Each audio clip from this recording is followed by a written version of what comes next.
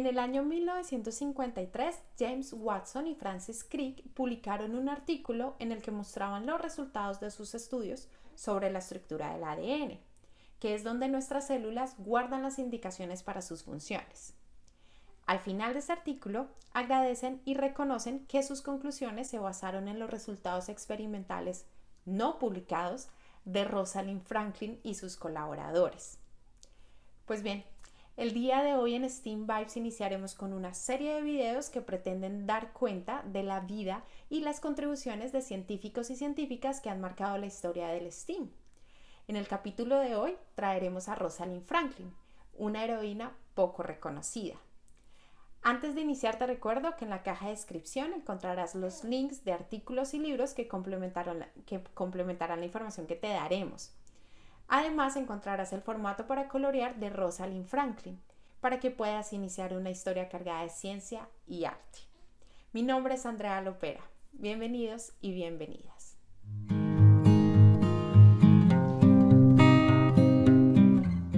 Imagina por un momento estar en el año 1938, más precisamente en Londres.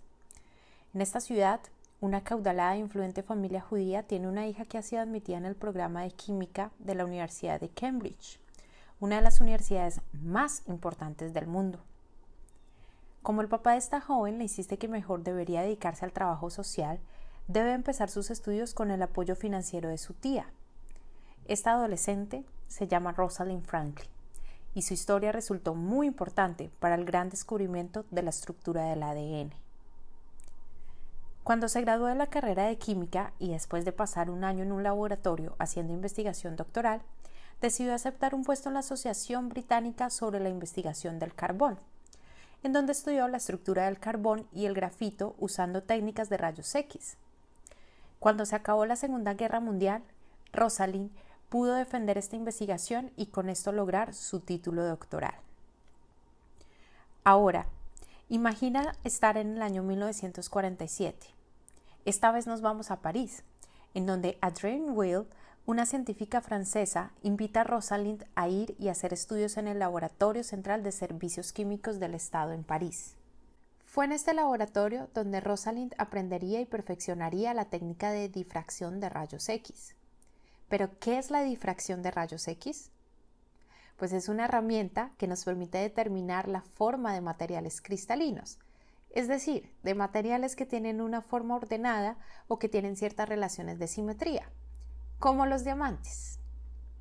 Pues bien, que Rosalind se convirtiera en una experta en esta técnica la llevó a volver a Londres, en donde le ofrecieron una beca de 3 años y en donde John Randall, un físico importante de la época, la contrató para que estudiara la estructura del ADN. Sin embargo, cuando Rosalind llegó, al parecer el ambiente era un poco hostil, en particular con ella al ser mujer.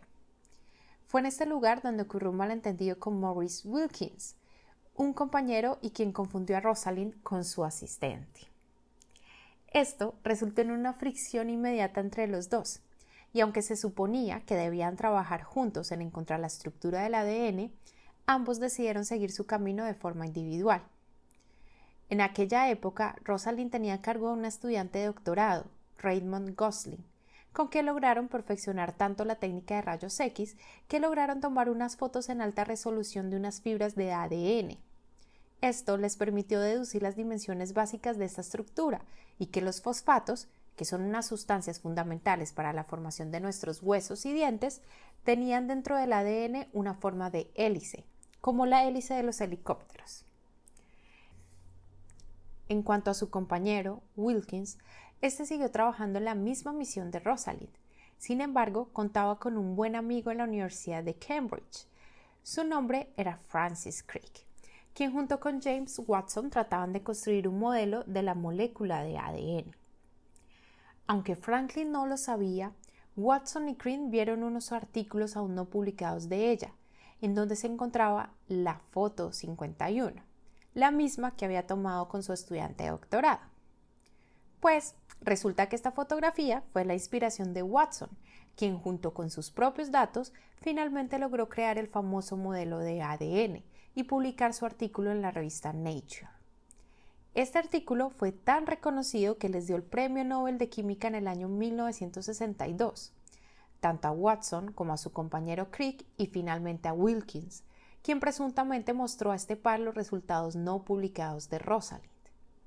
Aunque la contribución de Franklin no fue reconocida y aunque hubo intentos fallidos para que le dieran el Premio Nobel a Rosalind, no se puede negar que, tal y como lo expresó Crick después de la muerte de Rosalind, su contribución fue crítica para muchos avances científicos que tenemos hoy en día.